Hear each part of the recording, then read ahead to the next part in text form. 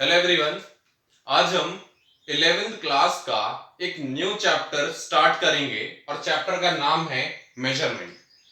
सबसे पहले समझते हैं कि मेजरमेंट का मतलब क्या होता है। तो मेजरमेंट का मतलब ये होता है जब हम एक गिवन क्वांटिटी को स्टैंडर्ड क्वांटिटी के साथ कंपेयर करते हैं तो इसी पर्टिकुलर चीज को हम क्या कह देते हैं, मेजरमेंट। लाइक सपोज मुझे एक ये लाइन दी गई है, ठीक है। अब इस लाइन की लेंथ मुझे मेजर करना है, तो लेंथ मेजर करने के लिए मैं क्या करूंगा, एक स्केल लेकर आऊंगा और स्केल यहां पर लाकर रख दूंगा।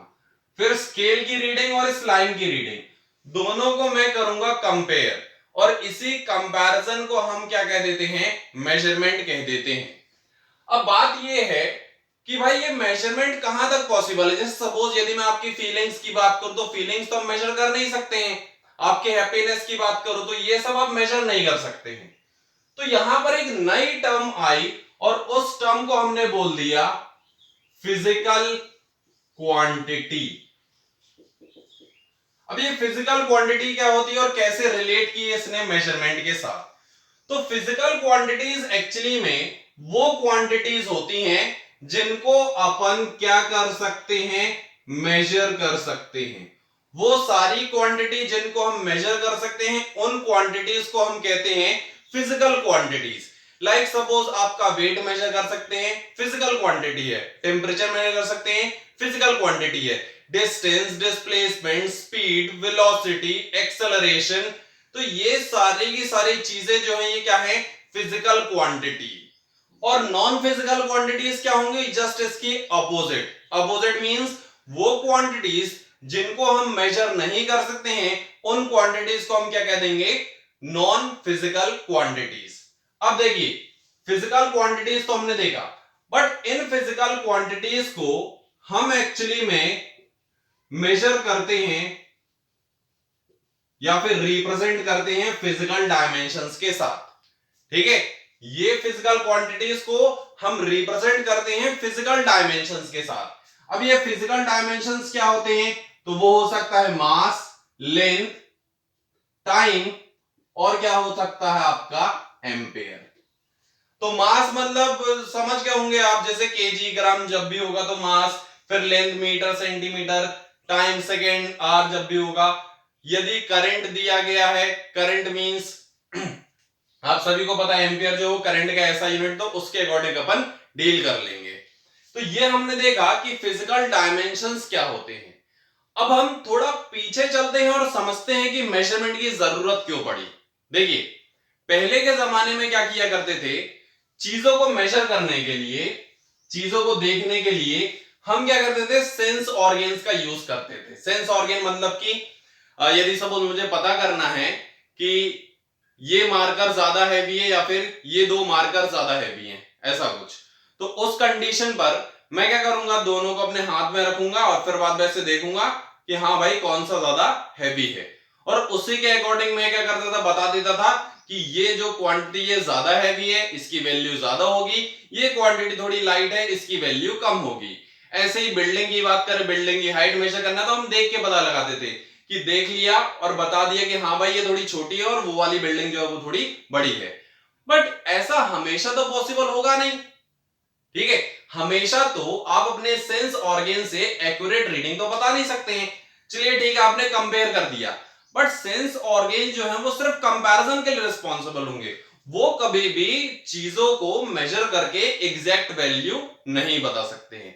तो इसीलिए हमने क्या किया, एक नई चीज आई मेजरमेंट में जिसको अपन कहते हैं यूनिट, ठीक है।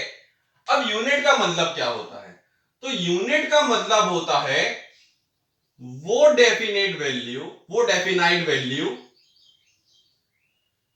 जिसमें मैं फिजिकल क्वांटिटी को मेजर करूंगा। वो डेफिनेट वैल्यू जिसमें मैं क्या करूंगा, गिवन फिजिकल क्वांटिटी को मेजर करूंगा, उसे अपन क्या कह देते हैं, यूनिट कह देते हैं। जैसे सपोज लेंथ को अपन किस में मेजर करते हैं, तो लेंथ को मेजर करने के लिए हम यूज करते हैं मीटर, ठीक है। यदि मैं मास की बात करूं तो मास को मेजर करने के लिए हम क्या यूज करते हैं, केजी, ठीक है। यदि मैं टाइम की बात करूं तो टाइम को मेजर करने के लिए क्या यूज करते हैं, सेकेंड। फिर करंट की बात करूं तो करंट को मेजर करने के लिए हम क्या यूज करते हैं, एम्पेयर। ठीक है, फिर इसके बाद quantity of matter, quantity of matter को मेजर करने के लिए हम क्या यूज करते हैं, तो आंसर रहेगा हमारा क्वांटिटी ऑफ मैटर को मेजर करने के लिए हम यूज करते हैं मोल। ये हमने पढ़ा था भाई, ठीक है, पहले भी हमने ये पढ़ चुका है। फिर इसके बाद ल्यूमिनेस इंटेंसिटी को मेजर करने के लिए, ल्यूमिनेस इंटेंसिटी, तो ल्यूमिनेस इंटेंसिटी को मेजर करने के लिए हम यूज करते हैं कैंडेला। ठीक है, तो ये कुछ ऐसे यूनिट्स हैं जो पेपर में हमसे बार बार पूछे जाते हैं। ये चीजें तो पता है, ये जो दो चीजें हैं ये थोड़ी नई हैं जो आपको याद रखनी पड़ेंगी। आई होप आपको यूनिट क्लियर हो गया होगा कि यूनिट हम कैसे कहते हैं और यूनिट का काम क्या होता है। ठीक है, अब देखिए यूनिट तो हमने देख लिया। अब होता यह है कि हर एक फिजिकल क्वांटिटी के पास, हर एक फिजिकल क्वांटिटी के पास होता है एक मैग्नीट्यूड। ठीक है, क्या होता है, एक मैग्नीट्यूड होता है हर एक फिजिकल क्वांटिटी के पास। अब जब हम इस फिजिकल क्वांटिटी के मैग्नीट्यूड की बात करें तो मैग्नीट्यूड का मतलब होता है उस चीज की वैल्यू क्या होगी। ये जो मैग्नीट्यूड है ये दो चीजों से मिलकर बनेगी।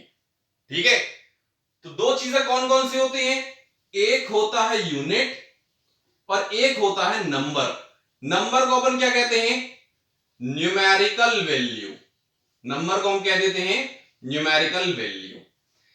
जैसे यदि मैं आपसे पूछूं कि आपका वेट का मैग्नीट्यूड कितना है, तो आपका आंसर क्या रहेगा, सर वेट का जो मैग्नीट्यूड है वो मेरा 60 न्यूटन है। तो 60 एक नंबर है और न्यूटन क्या है, यूनिट। तो ऐसे यहां पर देखिए मैग्नीट्यूड दो चीजों से मिलकर बनेगा, एक यूनिट और एक नंबर। अब हम क्या करेंगे, थोड़े फिजिकल लैंग्वेज में बात किया करेंगे, फिजिक्स के लैंग्वेज में। जैसे यदि सपोज आपको फीवर हो जाता है तो आप डॉक्टर से पूछ सकते हैं कि सर जो बॉडी का टेम्परेचर है उसका मैग्नीट्यूड कितना है, या फिर मैं आपसे पूछ सकता हूं कि आपके बॉडी के वेट का मैग्नीट्यूड कितना है, या फिर आप मैं ये भी पूछ सकता हूं कि इस पर्टिकुलर रूम के मैग्नीट्यूड का, एरिया का मैग्नीट्यूड क्या है। तो ये कुछ फिजिकल लैंग्वेज हो गई। मतलब जब आप किसी भी चीज की वैल्यू की बात कर रहे होते हैं तो उस वैल्यू को ही हम क्या कह देते हैं, मैग्नीट्यूड कह देते हैं। अब मैग्नीट्यूड तो हमें क्लियर हुआ कि मैग्नीट्यूड क्या होता है, फिजिकल क्वांटिटीज क्या होती हैं, ये हमने देख लिया। ठीक है, अब यहां पर जो फिजिकल क्वांटिटीज हैं, ठीक है, उनको अपन दो कैटेगरीज में डिवाइड करते हैं। टाइप्स जो है फिजिकल क्वांटिटीज के वो क्या रहते हैं, दो। पहला रहता है आपका फंडामेंटल, फंडामेंटल क्वांटिटीज, और दूसरा रहता है आपका डेराइव्ड क्वांटिटीज। पेपर में फंडामेंटल डेराइव्ड यूनिट आता है, क्वांटिटी नहीं पूछी जाती है, बट जैसा मैं बता रहा हूं वैसे आपके डेराइव्ड क्वांटिटी, डेराइव्ड यूनिट्स भी होते हैं। फंडामेंटल क्वांटिटीज वो क्वांटिटीज होती हैं जो क्या होती हैं, इंडिपेंडेंट होती हैं सभी क्वांटिटीज के। मतलब वो क्वांटिटी जो किसी के भी ऊपर डिपेंड नहीं कर रही है। इंडिपेंडेंट क्वांटिटी को, इंडिपेंडेंट क्वांटिटी को अपन क्या कहते हैं, फंडामेंटल क्वांटिटीज। ठीक है, फंडामेंटल और बेसिक क्वांटिटीज जैसे लेंथ हो गया, मास हो गया, टाइम हो गया, करंट हो गया, जो अभी मैंने थोड़ी देर पहले लिखे थे वो सारे के सारे क्या हैं आपके फंडामेंटल क्वांटिटीज हैं। अब आती है डेराइव्ड क्वांटिटीज की। तो डेराइव्ड क्वांटिटीज वो क्वांटिटीज होती हैं जो डिपेंड करती हैं, किस पर डिपेंड करती हैं, किस पे डिपेंड करती हैं, फंडामेंटल क्वांटिटीज के ऊपर। डेराइव्ड क्वांटिटी मतलब वो क्वांटिटी जिनको हमने निकाला, पहले हमें दी नहीं हुई थी, हमने क्या किया, उनको निकाला। कैसे निकाला, by the help of fundamental quantities. अब भाई बहुत बड़ा क्वेश्चन कि इसके एग्जाम्पल क्या होंगे। तो जैसे एरिया की बात करते हैं, तो एरिया जो है वो निकला कहां से निकला भाई, उसका एक फॉर्मूला रहता लेंथ इनटू ब्रेड्थ, या फिर यदि स्क्वायर की बात करूं तो साइड स्क्वायर। तो इसको हमने क्या किया, फंडामेंटल क्वांटिटी से डेराइव किया। वॉल्यूम, वॉल्यूम क्या होगा आपका फंडामेंटल की डेराइव, तो आंसर रहेगा डेराइव। क्यों डेराइव रहेगा भाई, उसका फॉर्मूला था length into breadth into height. तो हमने क्या किया, उसको डेराइव किया। जैसे यदि मैं बात करूं न्यूटन की, न्यूटन, तो न्यूटन किसका ऐसा यूनिट है, फोर्स का। तो फोर्स एक्चुअली में आपकी एक डेराइव्ड क्वांटिटी है, क्योंकि फोर्स इज इक्वल्स टू होता है मास इनटू एक्सेलरेशन। तो ये हमने क्या किया, फोर्स को हमने डेराइव किया, और डेराइव करने के कारण ये एक्चुअली में हो गया क्या, एक डेराइव्ड क्वांटिटी। अब सेम ऐसे ही यूनिट्स भी क्या होते हैं, fundamental unit, derived unit. Definition भी सेम, वो यूनिट्स जो इंडिपेंडेंट यूनिट होंगे, किसी के ऊपर डिपेंड नहीं करेंगे, उन यूनिट्स को हम कह देते हैं फंडामेंटल यूनिट्स। जैसे एग्जांपल देखते हैं, जैसे यदि मैं मास की बात करूं तो मास का ऐसा यूनिट क्या होता है, केजी। ठीक है, अब जो ये जो केजी है वो क्या है आपका एक फंडामेंटल यूनिट है। फिर सेकेंड फंडामेंटल यूनिट, मतलब जो अभी क्वांटिटीज बताई हैं उन क्वांटिटीज का आप यूनिट निकाल के लिख दीजिए, वो सारे के सारे हो जाएंगे फंडामेंटल यूनिट्स। डेराइव्ड यूनिट्स क्या होंगे, वो यूनिट्स जो क्या कर रहे हैं, डिपेंड कर रहे हैं किन यूनिट्स के ऊपर, फंडामेंटल यूनिट्स के ऊपर। जैसे भाई न्यूटन डिपेंड करता है, प्रेशर का ऐसा यूनिट होता है पास्कल। तो पास्कल जो है वो डिपेंड करता था फोर्स पर यूनिट एरिया, मतलब न्यूटन अपॉन एरिया, इसके ऊपर डिपेंड कर रहा। एरिया भी आपका क्या है, एक एरिया जो है उसका ऐसा यूनिट क्या होता है, मीटर स्क्वायर। तो मीटर स्क्वायर जो है वो आपका किसका यूनिट हो गया, वो हो गया आपका डेराइव्ड यूनिट। आई होप आपको डेराइव्ड यूनिट, फंडामेंटल यूनिट्स, दोनों यूनिट्स क्लियर हुए होंगे। ठीक है, अब यूनिट्स की बात चल ही रही है, तो यहां पर बहुत सारे टाइप्स के यूनिट होते हैं। तो आपको क्या करना है, उन टाइप्स के बारे में नहीं पढ़ना भाई, क्योंकि टाइप्स आप बचपन से पढ़ते आ रहे हैं। हम सिर्फ यहां पर डिस्कस करेंगे स्टैंडर्ड यूनिट के बारे में। स्टैंडर्ड यूनिट मतलब एसआई यूनिट भी कह सकते हैं, स्टैंडर्ड इंटरनेशनल यूनिट, सभी जगह वैलिड। वेस्ट इंडीज चले जाओ, इंग्लैंड चले जाओ, श्रीलंका चले जाओ, इंडिया में रहो, कहीं पर भी रहो, ये यूनिट वैलिड रहेंगे। सब लोग इसके बारे में जानेंगे। जैसे इंटरनेशनल लैंग्वेज क्या है, इंग्लिश, तो सभी लोग जानते हैं भाई, ज्यादा से ज्यादा मेजोरिटी जो वो इंग्लिश ही है, वैसे यहां पर भी। ठीक है, अब स्टैंडर्ड यूनिट के बारे में देखते हैं। तो स्टैंडर्ड यूनिट की हमको पेपर में पूछी जाती हैं प्रॉपर्टीज। स्टैंडर्ड यूनिट जो है उनकी प्रॉपर्टीज क्या होती हैं, ये हमसे पूछी जाती है। तो एक एक करके प्रॉपर्टीज के बारे में डिस्कस करेंगे। स्टैंडर्ड यूनिट की सबसे पहली प्रॉपर्टी ये रहती है कि स्टैंडर्ड यूनिट जो है वो इजीली एक्सेप्टेबल हो, मतलब सभी लोग एक्सेप्ट कर लें भाई। मैं, आप, वेस्ट इंडीज वाले, श्रीलंका वाले, कोई से भी कंट्री में चले जाओ, ये जो यूनिट है ये ज्यादा से ज्यादा लोगों से एक्सेप्टेबल होना चाहिए। तो हम बोलेंगे इट शुड बी एक्सेप्टेबल। ठीक है, ये जो यूनिट है कैसा होना चाहिए भाई, एक्सेप्टेबल होना चाहिए। ये जो यूनिट है ये बहुत छोटा भी नहीं होना चाहिए, ना ही बहुत बड़ा होना चाहिए। तो बोलेंगे it should not be too small और टू लार्ज। बहुत छोटा भी नहीं होना चाहिए, बहुत बड़ा भी नहीं होना चाहिए। ठीक है, ये जो यूनिट है इससे हम क्या करें, कोई भी क्वांटिटी को मेजर कर सकते हैं। मतलब ये सेकंड वाला पॉइंट, सेकंड वाला पॉइंट क्या कहता है, सेकंड वाला पॉइंट क्या कहता है कि it should not be too small और टू लार्ज। भाई बहुत छोटा भी नहीं होना चाहिए और बहुत बड़ा भी नहीं होना चाहिए। हम क्या करें, इस यूनिट को इजीली डिफाइन कर सकें। तो थर्ड प्रॉपर्टी हो जाएगी कि ये जो है ये इजीली डिफाइंड होना चाहिए, हम आसानी से इसको डिफाइन कर सकें। फोर्थ प्रॉपर्टी ये कहती है कि ये जो यूनिट है डज नॉट चेंजेस। ये जो यूनिट है ये चेंज नहीं होना चाहिए टाइम और प्लेस से। जैसे टाइम और प्लेस जो है उसके अकॉर्डिंग नहीं चेंज होना चाहिए। जैसे वेस्ट इंडीज है तो भाई वहां का टेम्परेचर ज्यादा रहता है, ठीक है, यहाँ का टेम्परेचर कम रहता है, तो उसके अकॉर्डिंग ये बार बार चेंज ना हो, एक बार जो यूनिट बन गया तो वही यूनिट रहेगा आपका। तो ये कुछ प्रॉपर्टीज रहती हैं और इन प्रॉपर्टीज को हम ध्यान रखेंगे जब अपन स्टैंडर्ड यूनिट के बारे में डिस्कस कर रहे हैं। स्टैंडर्ड यूनिट हमने देख लिया, स्टैंडर्ड यूनिट की क्या क्या प्रॉपर्टीज होती हैं ये हमने देख लिया। कुछ और सिस्टम ऑफ यूनिट के बारे में देख लेते हैं।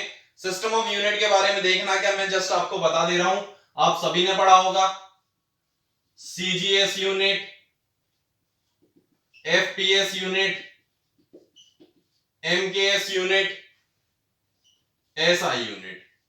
ये यूनिट के बारे में सभी को पता है, ज्यादा इसके बारे में डिटेल में हमको नहीं पढ़ना है, सिर्फ इसका फुल फॉर्म आपको पता होना चाहिए और ये छोटी क्लासेस से आप पढ़ते आ रहे हैं। CGS centimetre gram second, FPS foot pound system, MKS system means mass, now mks will be meter and k for kilogram and s for second, then SI unit जो है वो अभी हमने देख लिया। अब यहां पर हमसे जो सबसे ज्यादा क्वेश्चन पूछे जाने वाले हैं वो है डायमेंशनल एनालिसिस के। डायमेंशनल एनालिसिस या फिर हम इसको ये भी कह सकते हैं डायमेंशनल फॉर्मूला। डायमेंशनल फॉर्मूला निकालना ये हमसे सबसे ज्यादा पूछा जाता है। अब डायमेंशनल फॉर्मूला जो है वो एक एक्चुअली में ऐसी एक्सप्रेशन होती है जो रिप्रेजेंट करता है power of mass, length, time and ampere. Ampere means current. ये इसकी पावर में हम क्या करते हैं, यूनिट्स को रिप्रेजेंट करते हैं, तो इसी रिप्रेजेंटेशन को हम क्या कह देते हैं, dimensional formula. A formula which represents the units of mass, length, time and current is called as dimensional formula. बिल्कुल शॉर्टकट रहता है। अब समझते हैं, जैसे डायमेंशनल फॉर्मूला हमको लिखना है लेंथ का, तो लेंथ का डायमेंशनल फॉर्मूला क्या होगा। लेंथ को अपन मेजर करते हैं किसमें, मीटर में, ठीक है। तो मीटर मेजर करते हैं मतलब जाहिर सी बात है भाई m to the power 0, l to the power 1, t to the power, ये हो गया लेंथ का। देखिए भाई सबसे आसान तरीके से अपन समझ रहे हैं। अब ऐसे ही यदि मैं एरिया की बात करूं तो एरिया का फॉर्मूला होता है लेंथ इनटू लेंथ या फिर लेंथ इनटू ब्रेड्थ। तो यहां पर l की पावर क्या हो जाएगी 2, m की पावर 0, t की पावर 0 और l की पावर 2। ये हो गया एरिया का फॉर्मूला, ठीक है। अब बात आती है डेंसिटी के ऊपर। डेंसिटी का डायमेंशनल फॉर्मूला क्या होगा। तो डेंसिटी का नॉर्मल फॉर्मूला क्या होता है, तो ये फॉर्मूला होता है मास पर यूनिट वॉल्यूम, मतलब मास अपॉन वॉल्यूम, ठीक है। अब मास जो है उसका फॉर्मूला क्या रहेगा m1। वॉल्यूम जो है उसका फॉर्मूला रहता है l to the power 3। 3 length को जब आप मल्टीप्लाई करते तो आपको वॉल्यूम मिलती है, ठीक है। तो ये डिवाइड में है, डिवाइड में होने के कारण ये हो जाएगा l to the power -3, t to the power 0। ये हो गया आपका डेंसिटी का डायमेंशनल फॉर्मूला। अब देखते हैं एक्सेलरेशन के बारे में। एक्सेलरेशन का फॉर्मूला क्या होता है, तो एक्सेलरेशन का फॉर्मूला होता है rate of change of velocity, मतलब vu by v minus u by t। तो v माइनस u, v का जो ऐसा यूनिट है वो होता है मीटर पर सेकेंड। मीटर पर सेकेंड मींस लेंथ 1 और सेकेंड आपका क्या है -1। तो ये हो गया m टू द पावर 0 क्योंकि मास नहीं था। इसके लिए फॉर्मूला हो गया हमारा क्या, l to the power 1, t to the power -1। अब ये देखिए टाइम का भी t टू द पावर -1 आ जाएगा, मतलब ये हो जाएगा -2। तो l to the power 1, t to the power -2। ये कुछ छोटे मोटे डायमेंशनल फॉर्मूले हैं जो हमने डिस्कस किए। नेक्स्ट क्लास में हम क्या करेंगे, और डायमेंशनल फॉर्मूलेस के बारे में डिस्कस करेंगे। यदि सपोज आपको ये लेक्चर पसंद आया हो तो आप इस सिचुएशन में आप क्या कर सकते हैं, वीडियो को लाइक कर सकते हैं, शेयर कर सकते हैं और हमारे चैनल को सब्सक्राइब कर सकते हैं रेगुलर अपडेट्स के लिए। Thank you.